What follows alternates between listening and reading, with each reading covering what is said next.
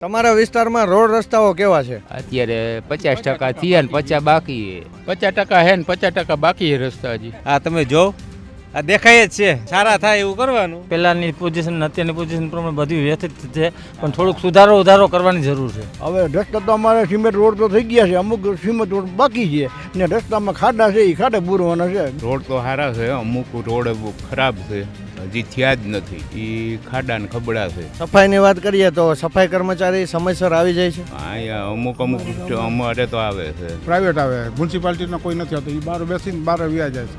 અમે પ્રાઇવેટ પૈસા દઈને પગાર દઈને અમે કરી એપાર્ટમેન્ટ દીઠ બધા કે છે 1000 રૂપિયા લઈ લઈએ અને એનો પગાર કરી. સફાઈ પ્રાઇવેટ આવે હો, અમારે 50,000 રૂપિયા અમે દઈએ અમારા ખર્ચે. નગરપાલિકાનો કાંઈ અમને આધાર નથી. તમારે હવે ભવિષ્યમાં કેવા નેતાની જરૂર છે? ભવિષ્યમાં સારા કામ કરે, આરોગ્યની સુવિધા મળે, પબ્લિકની સુવિધા મળે, રોડ રસ્તાની, એવા નેતાની જરૂર છે.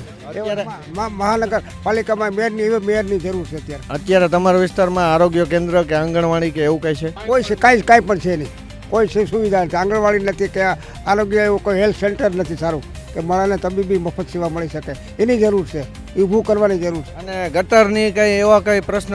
એવા પ્રોબ્લેમો આવે છે, ગટર ક્યારેક ભરાઈ જાય છે, કોર્પોરેશન વાળાને ફરિયાદ કરી તો આવે છે, પાછી થોડાક દી થાય તો ભરાઈ જાય. કાયમી નિકાલ થાય એવો પ્રશ્ન એને સોલ્વ કરવો જોઈએ. મોરબીની જ વાત કરીએ તો સેફટી કેવી છે? ના, એવી નથી ખાસ. જોઈએ એવી છે ને, મોરબીમાં સેફ્ટી નથી, ગુંડા તત્વો અહીંયા ઉમા ટાઉનશીપમાં આવે છે, ધમકાવે છે, એવા મેં કિસ્સા સાંભળેલા છે. એના માટે પોલીસ ખાતું સજાગ રહેવું જોઈએ અથવા તો ફરિયાદ કરવી જોઈએ, એવી મારી માંગણી છે.